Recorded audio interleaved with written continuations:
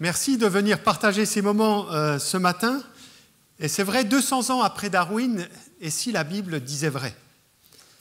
Plus de 200 ans après Darwin, parler de la Bible n'est vraiment pas d'actualité. Croire la Bible, encore moins. Pour beaucoup de nos contemporains, croire en la création est un non-sens, une vue de l'esprit purement religieuse qui n'a rien à voir avec la science. Pensez donc, nous sommes trop intelligents pour être religieux, nous dit-on. La première cellule est apparue et nous descendons tous de cette cellule, que nous soyons plantes, animaux ou humains, c'est un fait établi. Tous les êtres vivants sont cousins, les scientifiques l'acceptent, ne pas le croire serait absurde. Voilà ce qu'on nous rabâche à longueur de journée dans l'immédiat, dans nos écoles, dans nos facultés, dans nos écoles d'ingénieurs, un peu partout. Et donc, l'évolution est devenue une théorie dominante, où le croyant est souvent regardé comme un fanatique religieux qui sort tout droit du Moyen-Âge avec sa Bible et les fables de la Genèse. Et j'en fais partie, puisqu'il y a quelques années, Charlie Hebdo avait choisi de me caricaturer de la sorte. Huxley, dont on a déjà entendu parler ce matin, Huxley disait « La théorie darwinienne n'est plus une théorie, mais un fait. Le darwinisme est arrivé à maturité, pour ainsi dire. Il n'est plus nécessaire de se préoccuper d'établir le fait de l'évolution. » Ou Richard Dawkins va même encore un pas plus loin en disant « Mais la théorie de l'évolution est aussi peu douteuse que le fait que la Terre tourne autour du Soleil. » Et en face de tout ce qu'on nous dit dans les médias, de tout ce que l'on nous enseigne, c'est vrai qu'il nous semble que les arguments et les évidences scientifiques qui semblent prouver l'évolution peuvent paraître écrasants à celui qui croit la Bible. Et nous sommes arrivés aujourd'hui à une époque du scientifiquement correct. Le scientifiquement correct, tout doit être passé au crible de la science, ou plutôt de ce que dit la majorité de la communauté scientifique. À l'époque du scientifiquement correct, c'est être évolutionniste ou ne pas être. Il n'y a pas de choix. Et donc, en général, la communauté scientifique soutient le concept évolutionniste. Le concept d'un Dieu créateur est fortement mis en doute ou simplement ignoré. Résultat, la communauté scientifique entre en conflit avec ceux qui acceptent le récit des origines présenté dans la Bible. C'est très clair. Et oui, la science n'a-t-elle pas démontré que l'homme n'était à l'origine qu'un amas de cellules? Nos scientifiques n'ont-ils pas prouvé finalement que toutes les formes vivantes aujourd'hui présentes sur la Terre sont le fruit du hasard? Darwin et ses successeurs n'ont-ils pas enterré à tout jamais la présence d'un créateur? Si on en est là aujourd'hui, c'est peut-être parce qu'on a oublié ce qu'est la science. Claude Bernard, qui était médecin et physiologiste au XIXe siècle, disait que si l'on considérait une théorie comme parfaite et si l'on cessait de la vérifier par l'expérience scientifique, elle deviendrait une doctrine. Nous sommes aujourd'hui à un moment où l'évolution est donnée comme doctrine. Et nous avons besoin aujourd'hui, et vous avez besoin, nous avons tous besoin de nous rappeler ce qu'est la science.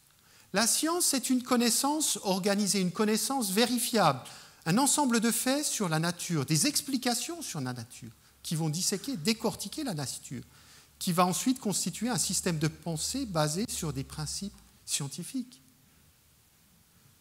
La science repose sur la méthode scientifique, et ô combien j'aimerais qu'aujourd'hui, partout dans nos écoles, que ce soit école primaire, collège, secondaire, université, nous enseignions et nous tenions compte de cette méthode scientifique et nous donnions le même traitement aux différents modèles qui nous sont présentés, que ce soit un modèle créationniste ou que ce soit un modèle évolutionniste, que l'on passe ce modèle au crible de la méthode scientifique.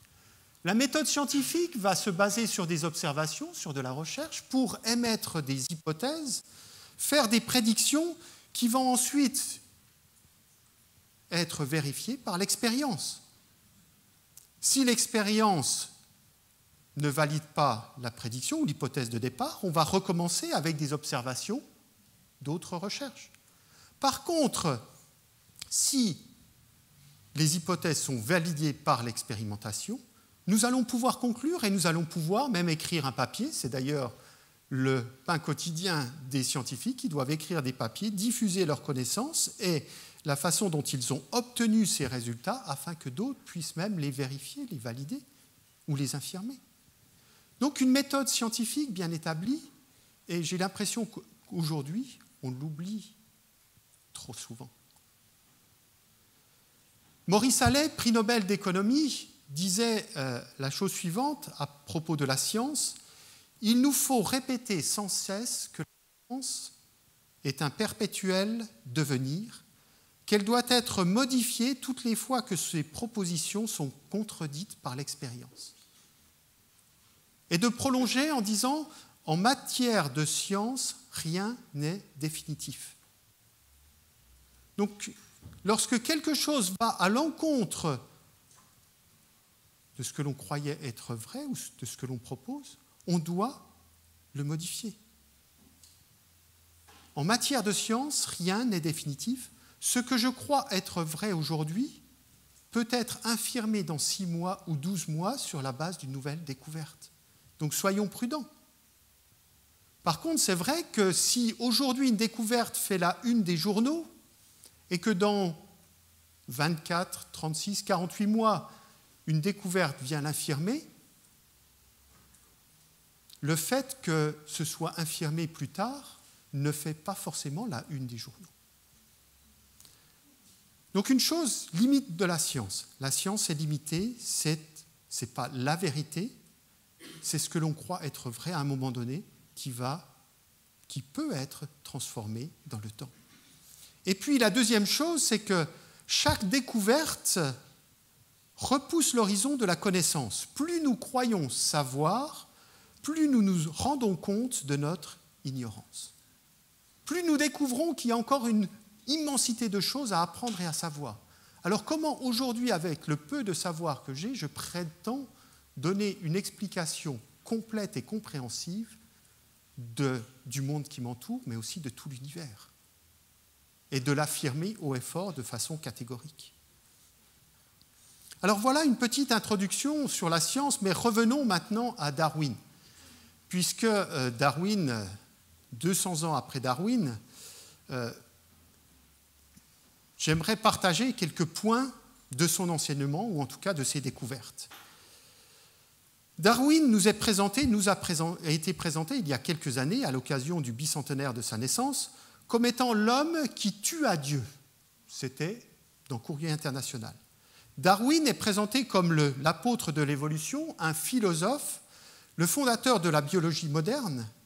Et donc, en 2009, bicentenaire de sa naissance, mais aussi l'année où l'on a fêté le 150e anniversaire de la publication de son livre, on a beaucoup parlé de Darwin. Et on en parle encore. Alors, qui était Darwin ? Darwin était un naturaliste anglais qui a fait des études de médecine, qui ensuite les a abandonnées pour se consacrer à la théologie, qui était passionné d'entomologie, de géologie, qui part faire un voyage autour du monde pour explorer le monde, et qui, au cours de ce voyage, va noter des observations, donc va agir en tant que vrai scientifique, en mettant par écrit, couchant sur des papiers, toutes ces observations.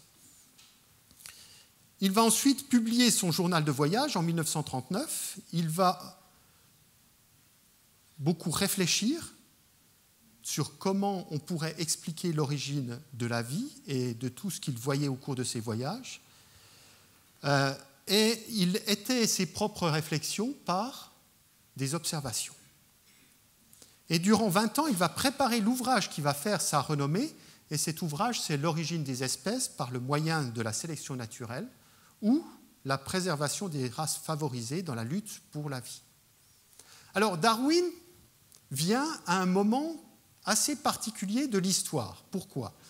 Parce qu'il y avait une pensée assez répandue au moment de Darwin, c'est que la nature était immuable au cours du temps, à partir d'une origine considérée comme une création. L'idée, c'était que chaque espèce présente dans le monde aurait été créée exactement comme on l'observe aujourd'hui. Et la notion de fixisme, donc la nature immuable, a constitué pendant des siècles la pensée officielle. Et cette pensée se fondait aussi bien sur l'autorité d'Aristote, du philosophe grec, par la scolastique, que aussi sur la préoccupation de défendre à la lettre le récit biblique de la Genèse. Le fait qu'il est écrit dans la Genèse, au commencement Dieu créa, et chacun selon son espèce. Nous allons y revenir. Donc, cette époque où, finalement, on nous dit la nature est immuable. Mais de tout temps, il y avait eu, face à ce message, la nature immuable, il y avait eu des gens, des philosophes qui s'étaient levés et qui avaient dit non, finalement, pour nous, à un moment donné, les animaux sont apparus sur la Terre après les végétaux, où nous observons une survie des meilleurs, où pour Anaximandre, les poissons se seraient transformés en animaux terrestres qui ensuite se seraient transformés en êtres humains. Au cours du siècle, d'autres penseurs se sont élevés, ont présenté justement des organismes supérieurs qui se seraient développés à partir de formes plus simples. Diderot nous présente l'idée d'une certaine sélection naturelle au cours du temps. Moreau de Maupertuis, lui, voit dans la nature clairement la survie des plus forts. Le grand-père de Darwin, Erasmus Darwin, lui parle d'une évolution dirigée par le milieu. Vous connaissez ensuite les girafes de Lamarck, qui lui pense et avance que finalement les organismes vivants ont la faculté de s'adapter à leur milieu, ce qui leur permet justement de développer des caractéristiques très particulières et très poussées, d'où viendrait le cou très long de la girafe. Mais finalement, la percée de cette pensée évolutionniste est venue avec Darwin par le fait que Darwin, au lieu de venir avec simplement des spéculations, il ajoute des observations comme base à sa théorie. Et donc ces observations proviennent du voyage autour du monde qu'il a réalisé et des observations qu'il a bien couchées donc, dans son journal de bord et qu'il a ramené avec lui et qu'il a ensuite continué à réfléchir et partager avec d'autres. Et donc les observations de Darwin lui font mettre en avant les choses suivantes, c'est que les diverses espèces contemporaines descendent avec modification d'espèces ancestrales et que le mécanisme de modification est la sélection naturelle, dont l'action se produit sur une très longue période. Donc Darwin, en gros, il fait 3 observations majeures. C'est que nous pouvons faire encore aujourd'hui. Des variations existent dans toute population naturelle, que la plupart des espèces se reproduisent au-delà des capacités de leurs ressources, que les ressources sont limitées, et ô combien nous en sommes conscients aujourd'hui, et donc que les individus avec les variations les plus avantageuses vont avoir tendance à survivre. Et donc, d'une certaine façon, Darwin corrige une fausse pensée de l'époque. Donc, il apporte une part de vrai, Darwin, dans son enseignement. Les espèces varient au cours du temps et de nombreux exemples le confirment depuis le temps de Darwin. Je vais vous montrer juste quelques exemples. Les points essentiels de Darwin sont quand même que, donc, les types ou les espèces biologiques n'ont pas une existence statique, donc nature n'est pas immuable, mais existent dans un état de changement permanent, que la vie biologique doit lutter pour survivre, pour exister, que cette lutte désavantage les organismes les moins adaptés, et donc il y aura une sélection naturelle. Ensuite, que la sélection naturelle, pour pouvoir s'exprimer, va avoir besoin de longues périodes de temps. Ça, c'est ce qu'il avance. Et que la variation génétique qui va être produite et qui va produire une meilleure survie se fait absolument au hasard et n'est certainement pas le fruit d'un Dieu ou d'un organisme qui cherche la perfection. Alors cela a comme conséquence directe de détourner l'homme de la pensée centrale de la création, d'un Dieu créateur. Ça, c'est clair. Alors, avant Darwin, on a vu, certains ont amené cette histoire, cette pensée d'évolution. Après Darwin, on a continué à adapter. Moi, je dirais, on a continué à mettre des sparadraps sur la théorie de l'évolution pour qu'elle colle un peu mieux, si l'on pouvait le faire, à ce que l'on observait dans la nature. Et donc, c'est pour ça qu'ensuite, on est venu avec le mutationnisme, le néo-darwinisme, le neutralisme, le saltationnisme, etc. En gros, toutes ces théories de l'évolution reposent sur différentes conceptions qui se sont développées soit depuis Darwin, soit avant, mais elles ont des points communs. C'est qu'on aurait un ancêtre commun, une soupe primitive qui dégage une cellule à la base, c'est ce que Richard Dawkins avançait tout à l'heure, qui aurait une lutte pour survivre, une sélection naturelle de longues périodes de temps et du hasard pour aboutir finalement à toutes les formes de vie aujourd'hui. Voilà ce qu'on nous dit.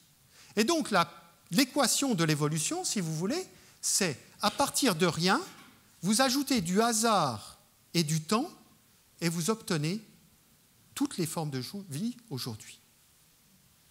Et en regardant même d'un peu plus près, en fouillant ce que disent certains scientifiques, vous avez des choses assez invraisemblables, où l'on nous dit « mais le temps, c'est le héros ». Avec beaucoup de temps, l'impossible devient possible, le possible probable et le probable certain. Il suffit d'attendre, le temps lui-même fait des miracles. Le temps lui-même fait des miracles. Et je me souviens même, ça devait être en 2004, au moment du tsunami qui a eu lieu en Asie, je regardais une émission sur les dinosaures. Et un scientifique parle des dinosaures et dit la phrase suivante, avec des millions d'années, même l'improbable devient certitude. Incroyable. Est-ce scientifique comme affirmation ? C'est là où, tout à l'heure, je réclamais que l'on revienne à la méthode scientifique. Eh bien oui, on a besoin d'y revenir et de ne pas dire n'importe quoi à n'importe quel moment. J'ai assisté également à un cours sur l'évolution de l'homme.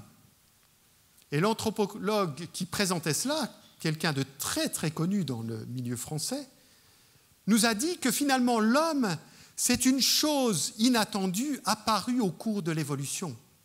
Et que finalement, si l'évolution se répétait aujourd'hui, on n'obtiendrait pas forcément la même chose.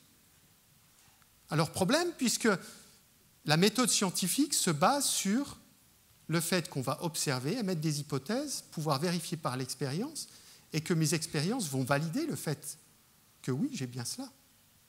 Mais là, on nous avance, après nous avoir dit que voilà, ça s'est passé comme ça, on nous avance que finalement, c'est même plus qu'un fait, et puis qu'on n'a pas besoin de le valider par la méthode scientifique, mais que même si ça devait se répéter, on n'obtiendrait pas la même chose aujourd'hui.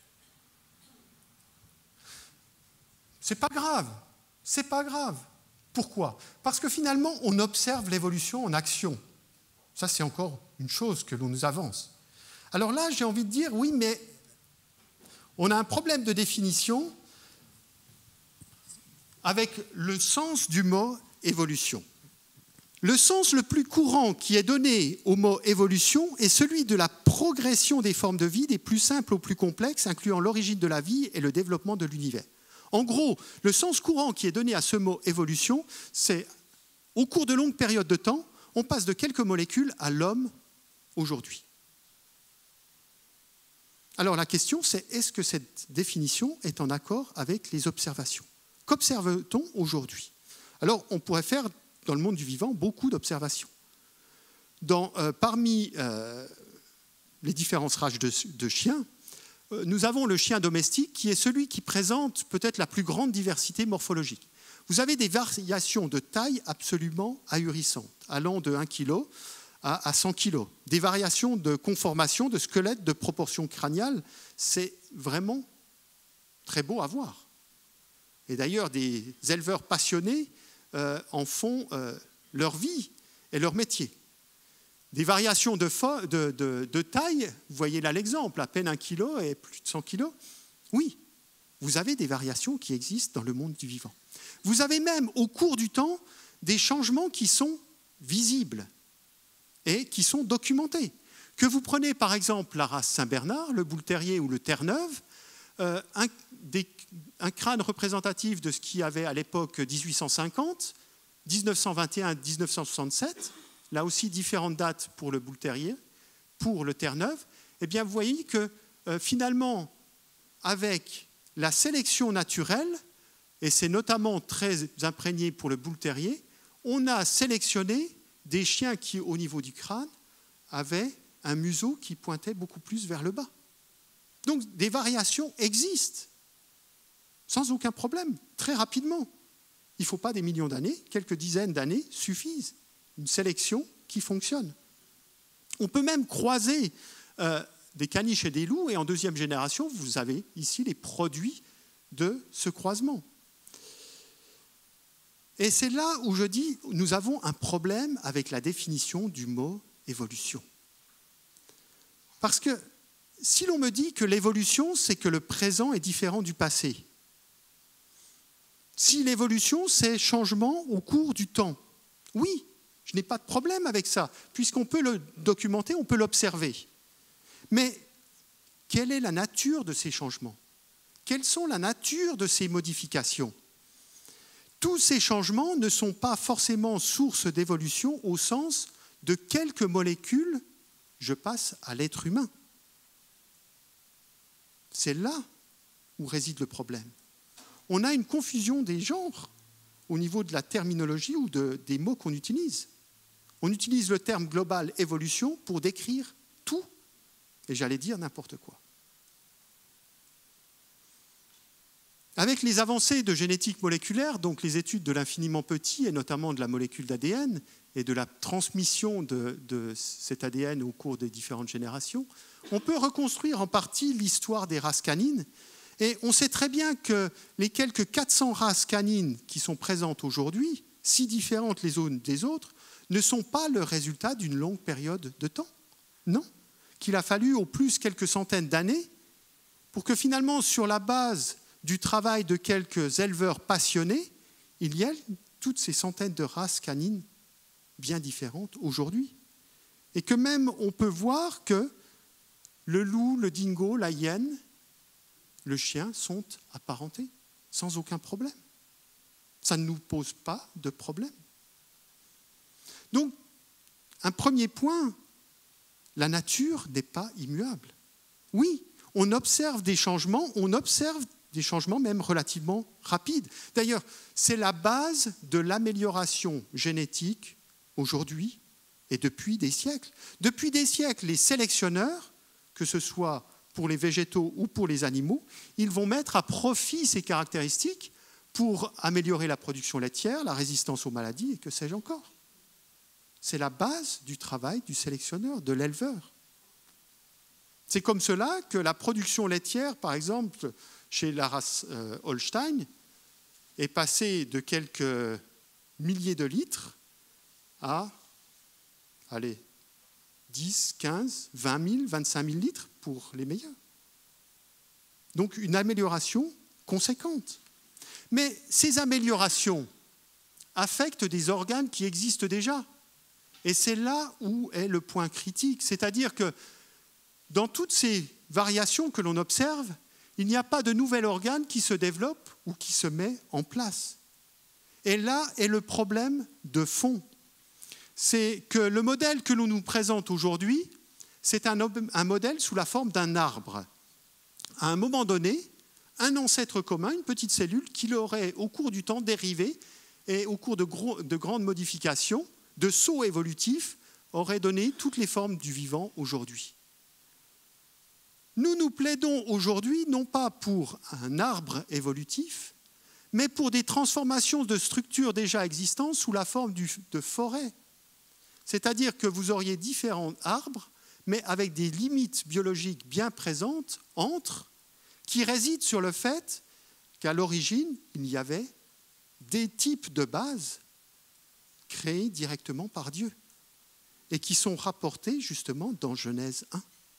Des types de bases qui ensuite vont subir des transformations, mais pas des transformations qui vont transformer un lapin en des guépards parce que vous allez sélectionner les lapins qui courent toujours plus vite. Non. Donc ce qu'il faut bien comprendre, c'est que les variations observées ne sont pas sans limite. Et pour vous faire comprendre cela, je vais prendre 2 images qui ne sont pas du tout du monde de la biologie, qui ne sont même peut-être très loin de ce qu'on fait d'habitude en sciences, mais qui se basent sur la démographie.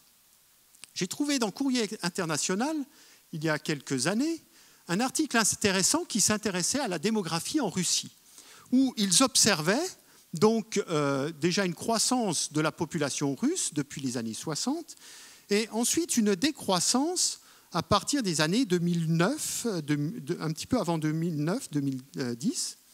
Et donc, en observant, la population russe se réduit chaque année de 900 000 individus. Et donc, en se projetant vers le futur, finalement, sur la base de calcul, si chaque année, la population se réduit de 900 000 individus, eh bien, on peut calculer par extrapolation qu'à ce rythme, la population russe, en 2050, serait de 80 à 100 millions. Et que finalement, vers 2150, il ne resterait plus un seul habitant en Russie. Est-ce réaliste? Je vous laisse déterminer la réponse. Une autre extrapolation que l'on peut faire, et c'est pour bien vous faire comprendre ça, parce que c'est exactement ce que l'on fait sur la base des observations dans le monde du vivant, ce que Darwin a fait, et de se projeter sur des millions d'années. Et de dire ensuite, avec assez de temps, nous aurons des miracles. L'improbable devient certitude. Donc, si vous prenez la croissance d'un homme, d'un être humain, à sa naissance, l'être humain fera en gros environ 50 cm. Et puis, vous le suivez donc à 5 ans, à 10 ans, vous construisez sa courbe de croissance. Et donc, sur la base de sa courbe de croissance, vous allez réfléchir, mais finalement, quelle sera sa taille à 25 ans? Et là, je vous laisse calculer, ce sont des mathématiques très simples, mais si vous avez donc de la naissance à 10 ans, vous avez 10 années. En 10 années, il y a une croissance d'1 mètre. Eh bien, donc, entre 10 et 25 ans, il y a 15 ans, donc c'est 1,5 fois ce que l'on a déjà vécu. Donc, je vous laisse ajouter 1,50 m à 1,50 m. Et donc, nous allons avoir finalement un individu qui devrait faire, à 25 ans, 3 mètres. Ça, c'est l'extrapolation sur la base d'observations qui sont vraies et pertinentes. Mais j'extrapole dans le temps, sans tenir compte de limites biologiques qui sont bien présentes. Donc voilà clairement ce que l'on fait dans un modèle évolutionniste avec les millions d'années. Alors on me dit aussi, mais oui, on observe l'évolution en action. Et puis, on me donne l'exemple Astyanax. Astyanax mexicanus, pour certains aquariophiles, il y en a qui ont la forme albinos d'Astyanax mexicanus, qui est sans œil. Et on l'utilise comme modèle pour étudier l'évolution de l'œil. Il y a 2 populations d'Astyanax. Une population qui vit, donc, par exemple, dans le golfe du Mexique, relativement à la surface, et une autre qui vit dans des grottes assez profondément, donc sous l'eau.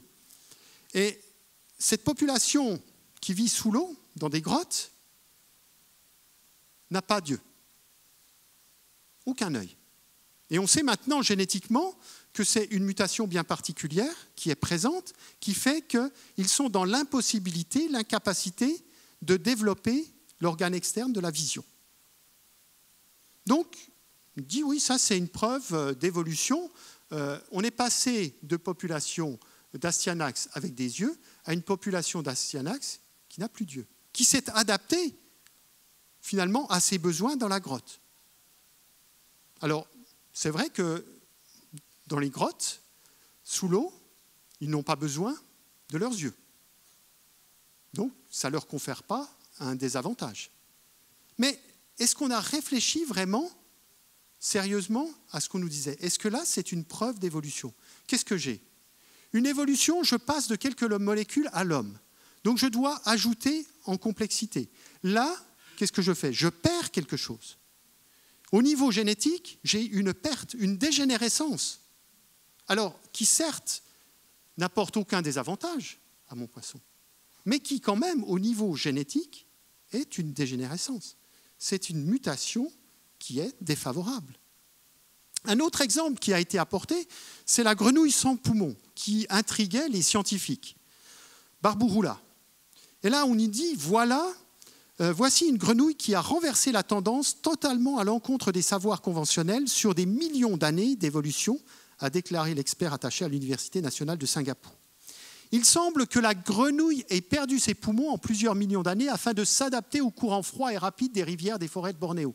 L'eau froide contient davantage d'oxygène, donc aucun désavantage pour elle. Elle a encore assez d'oxygène pour vivre. Mais nous présenter ça comme preuve d'évolution, c'est sérieusement tordu. Parce que finalement, si on fait la même extrapolation dans le passé que ce qui nous est fait, bien je peux extrapoler. Donc, ça veut dire qu'elle est issue d'une grenouille qui avait des poumons, donc qui avait plus d'informations génétiques, qui avait un organe de plus. Et puis, si je remonte dans le temps, ça veut dire quoi? Que j'avais encore un autre individu qui avait encore plus de caractéristiques, puisque finalement, ce qu'on observe, ce sont des pertes au cours du temps. Des pertes et des pertes et des pertes. Où est le gain? Donc, au lieu d'aller vers un niveau de complexité croissant, je vais vers un niveau de dégénérescence croissant. C'est tout à fait l'opposé.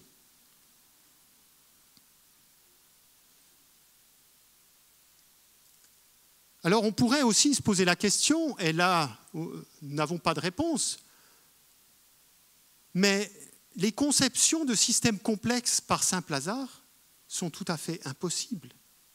Impossibles.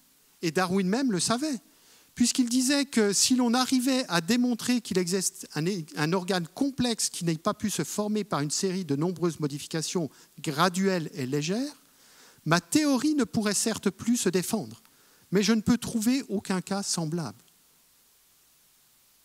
Si aujourd'hui il existait quelque chose, un organe complexe qui n'ait pas pu se former par une série de modifications graduelles et légères, ma théorie ne pourrait certes plus se défendre. Alors Darwin ne connaissait pas encore toutes les merveilles de l'ADN à ce moment-là, avec à la fois ce système de codage d'informations, de photocopie automatique pour apporter la bonne recette de cuisine au bon moment, au bon endroit dans la cellule, mais aussi son système grammatical pour corriger l'orthographe, pour vérifier la syntaxe et tout ce qui s'ensuit, qui est parfaitement présent et qui doit exister comme un tout, sinon aucune cellule ne peut se multiplier, se diviser. Ça pose problème. Donc il existe des systèmes complexes comme ceci, et en nombre. Et même Darwin était conscient que finalement l'œil pouvait être un système de cette complexité. Il semble absurde au possible, je le reconnais, de supposer que la sélection naturelle ait pu former l'œil avec toutes les inimitables dispositions qui permettent d'ajuster le foyer à diverses distances, d'admettre une quantité variable de lumière, de corriger les aberrations sphériques et chromatiques. L'œil, c'est quelque chose de merveilleux. On pourrait maintenant passer des heures à décrire ce qu'est l'œil, la structure interne de l'œil, mais surtout, d'un point de vue génétique, ce que l'on pourrait maintenant commencer à décrypter, à disséquer, c'est finalement comment, à un moment donné, il y a un point de départ, une recette de cuisine, ce gène régulateur maître, qui va entraîner une cascade d'événements issus de 2 à 3 000 gènes différents qui vont finalement aboutir à la formation de l'œil. Et là, réfléchissez bien, il y a un initiateur au départ, ce gène initiateur, mais ensuite il y a une coordination de 2 à 3 000 autres gènes qui vont travailler ensemble pour que finalement, à la fin, il y ait l'œil bien constitué. Si l'un de ces milliers de gènes ne joue pas le jeu, ou n'est pas fonctionnel, c'est fini, c'est terminé.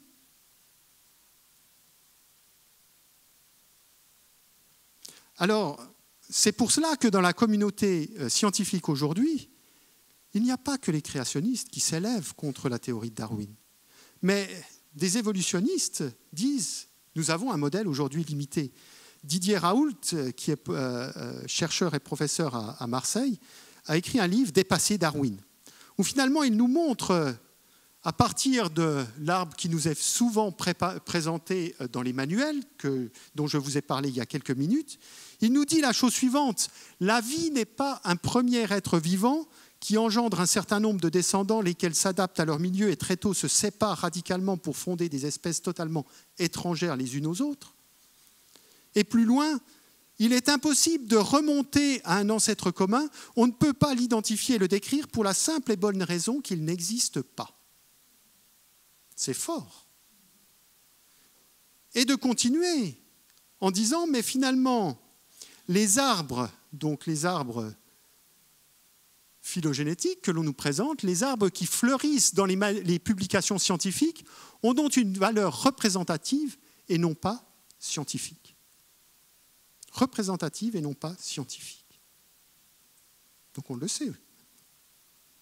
D'ailleurs, si vous allez étudier un petit peu le registre des fossiles, ce qui est intéressant de voir, on nous dit toujours, eh bien voilà, les dinosaures sont apparentés aux oiseaux. Ça, ce sont des photos qui viennent de ce qui était présenté en 2007 au Field Museum à Chicago. Donc, on nous présentait les oiseaux comme apparentés aux dinosaures, etc. Et donc, un ancêtre commun à la base. Si vous mettez en face maintenant, donc il y aurait des ancêtres communs qui seraient des formes transitoires. Vous mettez maintenant, vous allez regarder dans le registre fossile, combien de fossiles ont été retrouvés de quelle position sur cet arbre. Et donc, vous vous amusez à mettre cela en parallèle. Eh bien, vous allez voir que oui, des fossiles d'animaux bien faits et bien fonctionnels, vous allez en trouver un nombre certain. Par contre, pour étayer ce qui nous est présenté comme un arbre, pour étayer de façon scientifique cet arbre, eh bien, combien de fossiles allez-vous trouver ? Aucun. Et c'est bien ce que Didier Raoult disait. Une valeur représentative, mais pas scientifique. Et c'était un des grands problèmes de Stephen Jay Gould et de Niels Eldredge. Gould disait « L'extrême rareté des formes fossiles transitoires reste le secret professionnel de la paléontologie. Les arbres généalogiques de lignée de l'évolution qui ornent nos manuels n'ont de données qu'aux extrémités et aux nœuds de leurs branches. Le reste est constitué de déductions, certes plausibles, mais qu'aucun fossile ne vient confirmer. La limpidité de la théorie néo-darwinienne d'une évolution résultant d'une lente accumulation de petites mutations graduelles s'est évaporée à l'épreuve des faits. » Donc au moins c'est clair. C'est clair, oui, mais ça ne lui suffisait pas. Que fallait-il avancer pour que ça fonctionne finalement ? Eh bien, Gould, avec son collègue Eldredge, s'est dit, mais voilà, puisqu'on n'a pas de forme transitoire qui reste conservée dans le registre fossile, c'est que l'évolution, à un moment donné, va travailler par brusque modification, d'où le saltationnisme. Et donc, ça ne laisse aucune trace dans le registre fossile. Vous vous rappelez la méthode scientifique que je vous ai présentée ? On travaille à l'envers, là. On essaye d'adapter ce que l'on croit être vrai aux observations. Au lieu de prendre les observations, de faire les bonnes déductions, et comme ça ne colle pas avec la théorie que l'on avance, eh bien on doit revoir la théorie. Alors, il y a des choses encore plus succulentes que cela, qui remettent la théorie de l'évolution en doute. On trouve des restes non fossilisés de dinosaures. Pensez donc, ça fait du bruit. Les dinosaures se sont éteints il y a 65 millions d'années. Tout ce qu'on a vu, c'est fossilisé. Donc, des choses qui ne seraient pas fossilisées, ça pose problème. Et oui, au Montana, j'ai observé, ça c'est Ralph Molnar qui parle, j'ai observé des os de dinosaures donnant l'impression de provenir d'animaux morts depuis 200 à 300 ans. Mais je sais pertinemment qu'ils sont morts il y a bien plus longtemps. Et il y a des publications dans PNAS, donc un journal scientifique quand même prestigieux, aux États-Unis, qui font état de découvertes, de mise en évidence de présence d'hémoglobine dans des restes osseux de dinosaures, qui même, à partir de broyats d'os, génèrent une réaction immunitaire dans les rats dans lesquels on a injecté ce broyat. Donc ça veut dire que ces protéines, enfin ce broyat contenait des protéines qui étaient biologiquement encore relativement assez actives pour générer une réponse immunitaire. Impressionnant. Et la grande question, c'est comment ces os peuvent avoir plusieurs millions d'années. Et quand vous allez regarder en détail, eh bien vous voyez, vous avez l'impression, et c'était décrit par Mary Schweitzer et Jack Horner, vous avez l'impression de voir des vaisseaux sanguins et éventuellement des globules rouges à l'intérieur. De ces restes non fossilisés de dinosaures, on en trouve non pas un ou deux, mais des dizaines et des dizaines et des dizaines et des dizaines. Et c'est publié dans des journaux prestigieux comme Science. Et Mary Schweitzer de dire, mais c'était exactement comme de regarder un morceau d'os actuel. Mais je ne pouvais bien sûr pas le croire. J'ai dit aux techniciens de laboratoire, après tout, ces os ont 65 millions d'années. Comment des cellules sanguines pourraient-elles survivre si longtemps ? Et de comparer, ça c'est issu du papier dans Science, j'ai ajouté les petits dessins pour représenter l'animal, mais de comparer donc ce qui était trouvé chez des restes non fossilisés de T-Rex par rapport à l'autruche, des restes d'une autruche, terriblement ressemblants au niveau de la fraîcheur. Comment est-ce que c'est aussi vieux que ça ? Alors c'est là où vient finalement le point sur le i, c'est que tout comme Gould et Eldredge ont trouvé la parade au fait qu'il n'y avait pas de problème, enfin qu'il n'y avait pas de restes fossiles de forme transitoire, eh bien là encore, on nous dit des protéines de très longue durée, ça c'est issu de la recherche, des os de dinosaures contiendraient-ils encore des protéines de ces animaux plusieurs millions d'années après leur mort ? Impossible, répondaient des biologistes en se fondant sur des expériences de décomposition menées en laboratoire. Ça veut dire quoi ? Vous utilisez la méthode scientifique, vous faites des expériences en laboratoire, vous en déduisez que c'est impossible. D'accord ? Vous répétez l'expérience, vous refaites la manip, toujours impossible. Et vous pouvez la refaire. Impossible. Des observations, donc que devez-vous faire ? Devez-vous vous dire, est-ce possible tout de même ou c'est impossible, il y a un problème quelque part ?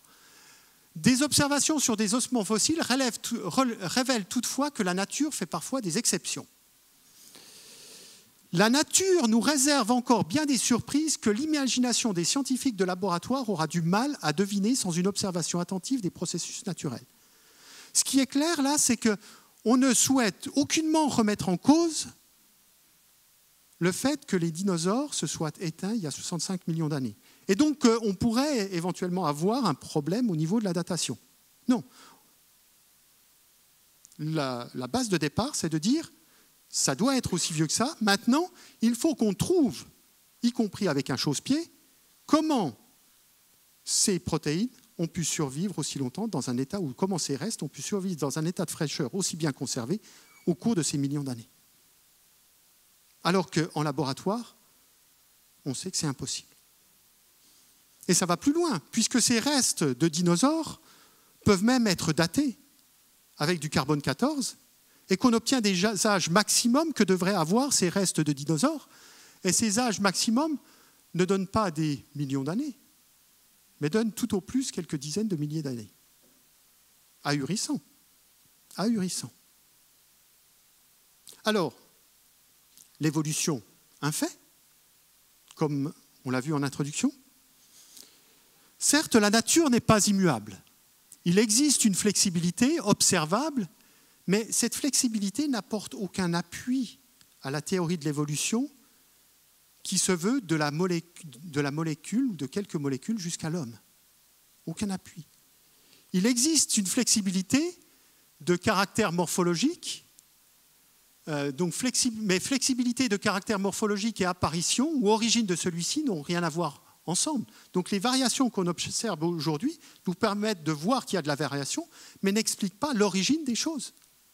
Chez l'être humain, par exemple, on voit des variations. Et vous savez, quand je prends quand même de temps en temps le métro à Paris, les transports publics, et quand on regarde un petit peu les différentes variations qui existent au niveau, pas de la couleur de la peau, mais rien que des formes de crâne, on a l'impression de revivre toute l'échelle de l'évolution qui nous est donnée au cours du temps, en quelques minutes de métro ou de RER dans la ville de Paris. C'est étonnant. Un réel exemple d'évolution serait par exemple un insecte qui n'aurait pas d'ailes, mais qui, génétiquement, n'aurait aussi aucune recette de cuisine, aucun gène impliqué dans le développement des ailes, et qui finalement, au cours du temps, successivement et par hasard, pourrait acquérir les gènes déjà, et puis ensuite développer ses ailes pour voler. Mais de tels exemples n'ont jamais été rapportés. Jamais. Alors vous savez, on nous dit, il reste beaucoup d'énigmes dans notre compréhension de la vie. Par exemple, nous avons peu de lumière sur la façon dont se forment les espèces. Oui, ça c'est sûr. C'est même très sombre. Nous ignorons encore le rôle de certains composants de la cellule vivante. Bref, l'histoire n'est pas finie. Ce qui est exclu, c'est que la théorie darwinienne soit abandonnée. Et on peut dire, comme il y avait le Nouvel Observateur qui titrait à un moment, en 2004, dopé par ses succès, ivre de son savoir, la science est à son tour devenue religion.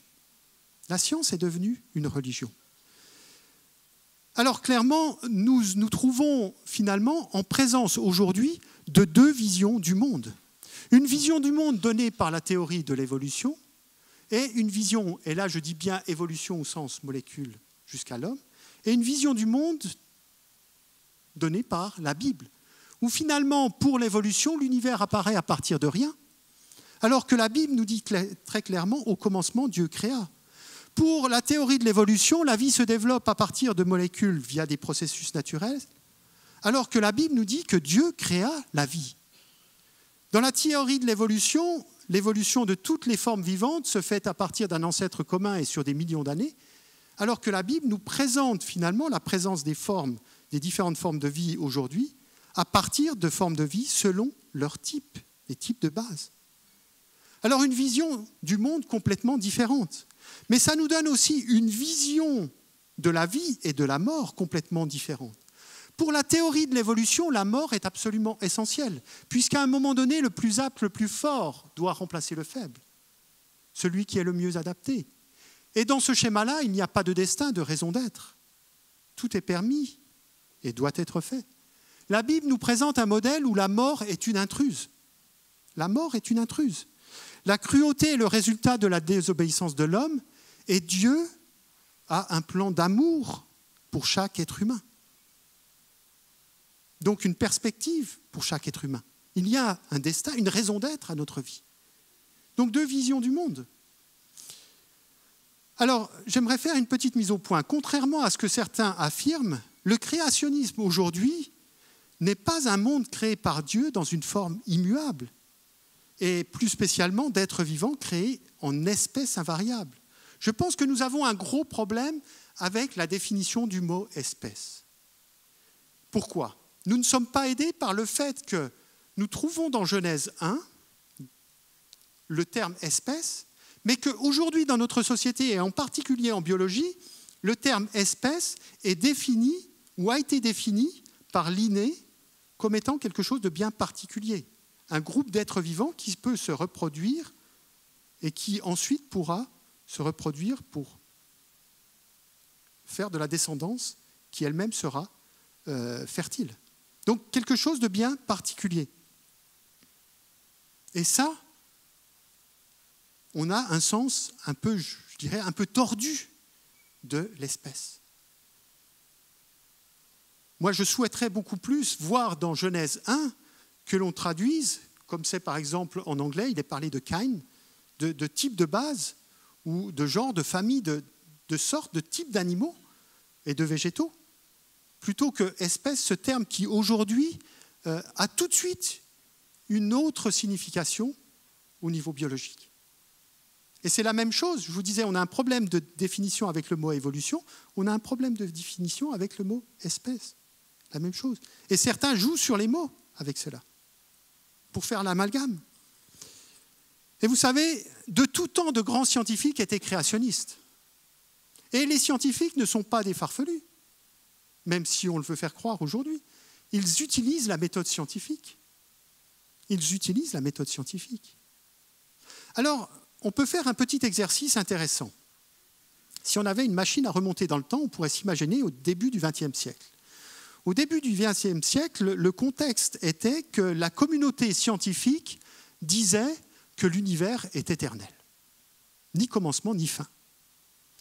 Au début du XXe siècle, la Bible affirmait « Au commencement, Dieu créa ». Son message est encore le même aujourd'hui, comme il a toujours été le même, de tout temps. Il n'a pas varié. L'univers a un commencement. Donc on se trouve dans une problématique. En tant que croyant, on peut se dire « Mince, j'ai un gros problème ». Jusqu'à ce que finalement, quelques années plus tard, Einstein, avec sa théorie de la relativité, dit « Mais si la théorie de la relativité est vraie, alors l'univers n'est pas éternel. Si l'univers n'est pas éternel, l'univers a un commencement. » Et ça posait de gros problèmes à d'autres personnes qui vivaient à l'époque d'Einstein, notamment Eddington. Pour lui, il va travailler à confirmer la théorie de la relativité. L'univers n'est pas statique. Et ce qui lui posait problème, c'est que philosophiquement, la notion d'un commencement de l'ordre actuel de la nature m'est répugnante. J'aimerais trouver une véritable échappatoire. Eh oui, parce que s'il y a un commencement, d'où vient ce commencement? Et ça enchaîne pas mal d'autres questions.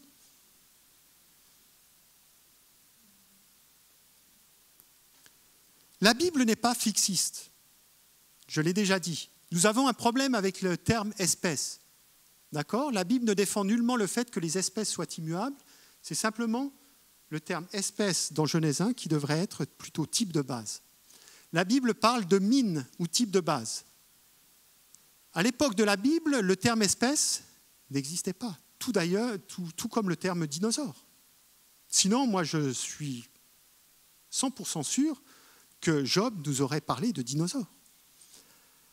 C'est d'ailleurs ce terme, cette thématique du terme, quelle est l'étendue du terme espèce tel qu'il est utilisé dans Genèse 1, c'est d'ailleurs tout un domaine de recherche des scientifiques créationnistes. On cherche à comprendre jusqu'où pouvait s'étendre ce type de base. Est-ce que ça comprend les chiens, les dingos, les hyènes, les chacals, etc., etc. Ou est-ce que ça peut aller encore plus loin? Donc, est-ce qu'au niveau taxonomie, aujourd'hui, c'est plus au niveau du genre, de la famille, ou étendu? Et donc, il y a des gens très sérieux qui, en utilisant la méthode scientifique, cherchent à approcher ces données. Ce qui est important, c'est, vous savez, Paul, face aux sages de son époque, il s'est retrouvé devant exactement les mêmes problèmes. Il n'y a rien de nouveau sous le soleil. Paul s'est retrouvé face à des épicuriens et des stoïciens qui n'étaient rien d'autre que des évolutionnistes, des panthéistes. Et ce qui est intéressant de voir, c'est comment Paul traite la question avec eux. Dans Acte 17, vous pouvez lire le message de Paul à l'Aréopage. Et Paul leur dit une chose très simple. Retour aux fondamentaux. Retour aux fondamentaux, en 5 points. Paul va leur dire, mais Dieu est le créateur de l'univers. Il y a un créateur, Dieu est le créateur. Dieu donne et maintient la vie à chacun. Dieu est le maître de l'histoire. Nous sommes tous descendants d'Adam. Adam a bien existé à un moment donné. Nous sommes tous descendants d'Adam. Et Dieu est le juge de ce monde. Il dit des choses très claires. Alors que ça plaise ou que ça ne plaise pas. À certains, ça n'a pas plu. Le message de la Bible ne plaît pas à beaucoup de nos contemporains, mais tout comme au cours des derniers siècles. Voltaire disait « Encore un siècle et il n'y aura plus de Bible sur la terre ». Il souhaitait détruire cette parole de Dieu. Alors aujourd'hui, j'ai envie de dire, mais ne répétons pas les erreurs du passé. Certains ont cherché à détruire la Bible. Ils ne sont plus de ce monde et leurs écrits n'atteignent pas la cote de popularité de la Bible. Certains ont affirmé Dieu est mort. Ils ne sont plus de ce monde non plus, mais Dieu est bien vivant. Certains ont essayé d'interpréter le texte biblique selon les connaissances scientifiques de l'époque. Si au début du XXe siècle, sur la base des affirmations d'une certaine partie de la communauté scientifique qui disait « l'univers est éternel », si à ce moment-là on avait commencé à chercher dans la Bible comment comprendre ou comment faire entrer aux chausse-pieds le fait que l'univers est éternel, on aurait cherché à modifier la Bible ou à interpréter d'une certaine façon le texte biblique. Et puis quelques années après, sur la base des découvertes d'Einstein, on se serait dit « Ah ben non, Il y a une façon plus simple de voir le texte biblique. On va revenir à cette façon plus simple. La Bible a toujours affirmé que l'univers a un commencement, que les êtres vivants et l'homme ont été créés par le Créateur, par Dieu. C'est clair. On a cherché à faire concorder au cours des siècles passés le récit de la Genèse avec la science de l'époque. On est tombé dans un fixisme dogmatique qui s'est avéré par la suite dommageable. Et aujourd'hui, la Bible est un vrai message pour répondre aux vrais besoins de l'être humain. Une citation de Philip Evison qui me fait beaucoup réfléchir aujourd'hui. Parce que nous avons, dans nos milieux chrétiens, ça va un peu dans tous les sens avec la Bible et comment l'interpréter, comment la lire. Il nous dit la chose suivante: si les pères de l'Église ou les réformateurs avaient insisté pour faire concorder la Genèse avec la science de leur temps, le résultat aurait été désastreux. Si les pères de l'Église ou les réformateurs avaient insisté pour faire concorder la Genèse avec la science de leur temps, le résultat aurait été désastreux. Veillons donc à ne pas rejeter l'Écriture simplement parce que quelques points ne cadrent pas avec ce que certains scientifiques modernes enseignent. Soyons certains d'une chose, les affirmations de la Genèse et les faits de la nature sont en parfaite harmonie. Osons la Bible aujourd'hui, osons la Bible. La Bible n'est pas un livre scientifique, mais elle est exacte lorsqu'elle aborde des sujets qui intéressent les scientifiques. Vous savez, la durée moyenne de validité d'un livre scientifique, c'est même pas 20 ans. Après, c'est dépassé. Eh oui, parce que de nouvelles découvertes viennent infirmer certaines choses. Mon doctorat que j'ai écrit en 1992, si je me souviens bien, eh bien, c'est même pas la peine d'aller jeter un coup d'œil dedans. Oh, il y a peut-être la première page, où je cite Romains 1, versets 18 à 20. Ça, c'est la seule page qui vaut encore là. Le reste, vous pouvez aller le voir, mais ça n'a plus aucune valeur pour renseigner aujourd'hui ce que l'on sait être vrai dans mon domaine d'activité. C'est dépassé. On a fait de nouvelles découvertes. Donc la Bible n'est ni dépassée ni démodée. Le véritable enjeu n'est pas scientifique. Le message biblique va bien au-delà d'une simple communication historique sur les origines de l'univers et de l'homme. Alors aujourd'hui, la question à se poser, ce n'est pas la Bible, est-ce vrai ou faux? Non. La question à se poser, ce n'est pas à partir de quel verset faut-il prendre la Bible au sérieux? Non.